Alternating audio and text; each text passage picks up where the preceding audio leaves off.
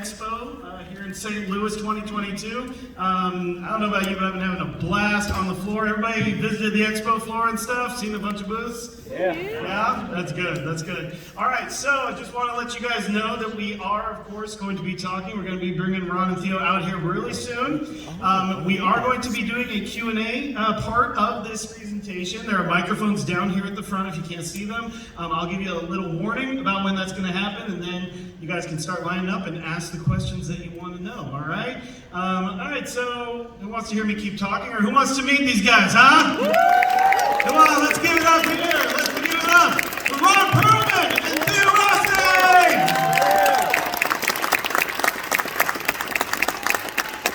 Yeah!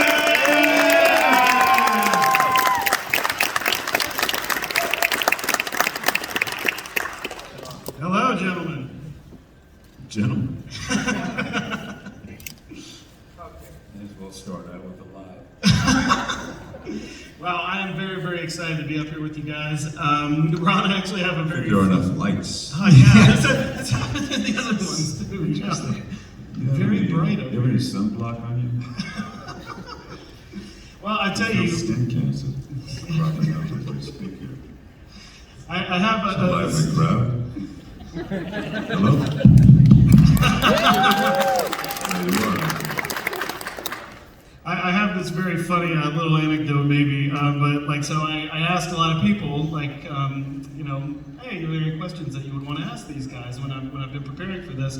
And to a T, it's really weird, but like, certain women of a certain age keep coming up to me and just like, Ron Pearlman, oh, the Beast in Beauty and the Beast. And I was like, I know him from so many other things, and like, not that at all. So I don't know. I guess Robbie Benson, who you're the Beast for a lot of people in their entire lives. How does that feel? He thinks I'm in the cartoon. He doesn't realize it's the I'm the original. Beast from the fucking. That was a cartoon, yo. Yeah. I'm a human. There you go. You prick me, I will bleed. No, but of course, this is we are here to talk about some. Thank you all for coming. I gotta go. Yeah. Well, you know, Ron, I know you, and of course, Theo, you from mostly from some comic book properties. I of course want to talk to you guys about Sons of Anarchy, but I gotta say, like, specifically, Ron, like, Hellboy is one of those things that I worship those two movies. I really do. I think those are like such prime examples of understanding a character and, you know, really guiding a movie not just with comic book flair, but with an actual story, even with fantastical elements to it. When you were embarking on that first movie, was that pretty obvious from the script that there was like a lot more character development happening here, as more than what we typically got from a comic book movie at that time? Well, so the comic book of Hellboy, he only spoke in like 2-word sentences, and that was 2 words was a monologue for him. It was mostly 1-word sentences, you know. So in creating the movie version of that, Guillermo had to, you know, add all of the other dimensions to make him human, or the monstrous version of Hellboy as a character. And so, since Hellboy was kind of an underachieving, reluctant guy who had gifts but never wanted to use them, he'd much rather sit around and eat pizza and play with his cats and watch Three Stooges. Guillermo goes, let's just model it after Ron. The ultimate underachiever, and a guy who just likes to eat pizza. So when I got the script, it was like I was playing myself. And so, yeah, it was not a big stretch at all. I had no problem. Did you use the phrase understanding the character? Yeah, I didn't have any problem understanding the character. Well, and of course, before I get into SOA, Theo, of course, your role on Luke Cage, absolutely fantastic. Yeah, for Luke Cage.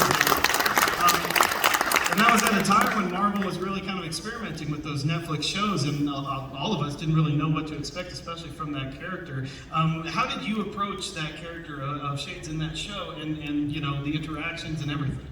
I was just coming from Sons, and there was a lot of similar people involved, and creators, writers, whatever. And ultimately, we kind of treated it the same way, that it was drama, that it was no different than Sons or The Wire or Sopranos or whatever. It just happened to be in a bit of a fantastical world. So, you know, Mahershala, Alfred, myself, we were all just kind of treating it like a street level, villainous, you know, whatever. And it would almost be surprising when you'd be doing some episodes and you see somebody do some superhero stuff and be like, oh wow, we are in a superhero show. Because you never really felt like you were. And if you looked at Daredevil, Punisher, Jessica Jones, none of them really felt like that. So I think, and then when, obviously after all of us just doing 2 seasons and, you know, Disney kind of taking over, they're doing their version now of TV, which from what I hear is now getting, or going way more to that street level stuff, where it's getting a little more gritty and violent, I guess you would say. So yeah, I just treated it no different than, I would have I'd never played it like I was doing something more fantastical, except, I mean, I had glasses on, so it was really, I'd walk into everything all the time. It's really dark. All the dark rooms with the it was a little annoying. You gotta keep the persona. Yeah, but it was definitely cool to be in that first iteration of Marvel TV. Yeah, and I mean, that, you're right, that just sets such a tone for where we're going now. Now that all that's there, I'm hoping that continues. But you know, I'm always very interested whenever I talk to anybody that's in acting and stuff. I love to want to hear what I call the superhero origin story. I would love to know from both of you, what led you in your lives to acting? What was it that kind of spurred that desire to try this or to do this? Maybe it was a very young age or anything. Ron, let's start with you. I was forced to audition for the high school play because when they had auditions for the high school play, like 45 girls showed up, no boys. Yep. So I was in a group of people where I was not very cherished or valued. And they said, just take him. I said, I don't want to go audition for no frickin' play. What am I? Get out of here. Just if you don't get the part, you can come back and sit on the bench. This was for the swimming team. So I auditioned, and because they were only able to wrangle like 4 guys in the whole high school, I of course got a part. And it was a big part because the play was mostly guys anyway. And then we start rehearsals, and I looked around at the group of people that I was going to be creating this play with, and I said, I'm the least neurotic person here. Like, I'm the least fucked up person in this environment. I may have found my community. And I started to feel good about myself. I never felt good about myself in any other aspect of life until I hung out with these actors. And I said, And that was it. It was like, you know, the acting part of it, yeah, there was a lot of appreciation for that, but it was more finding my community. Like I'm supposed to be around these kind of people who are creative out of a certain subset of things that they can't do anything else in life but be creative. So that was it for me. Theo, what about you? I started acting really late. You know, I lived this whole really bizarre life before it, and then somehow stumbled. I had a friend who was taking classes at Lee Strasberg Acting School in Manhattan to do it to get better at public speaking.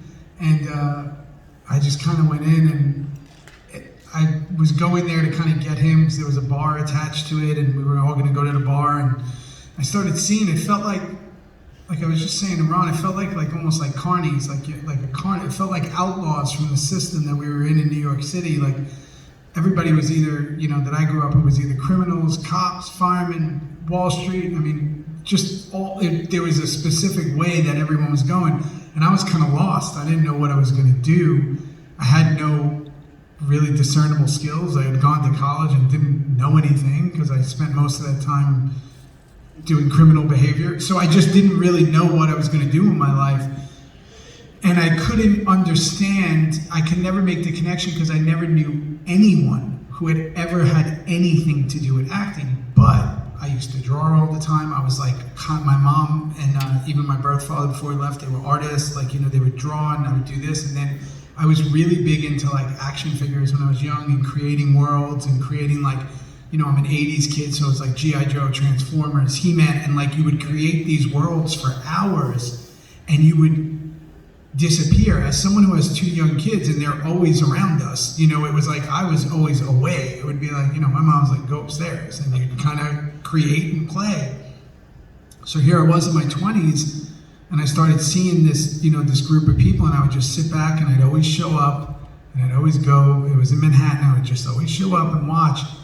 And it started to remind me of when I was a kid. It started to remind me of that creation thing again. And I was like, maybe, I don't know. And then they were casting this film that never came out, this independent film called Born at the Wrong Time, about like this young drug dealer, whatever. And I was pretty perfect for the role, and somehow I got it. And I moved to LA a couple months later, and here we are 20-something years later. So it was just one of those never planned, like nothing in my life has ever been planned, but it just hit me like a bolt of lightning once I kind of discovered it in a way. Yeah, you're chasing that creativity.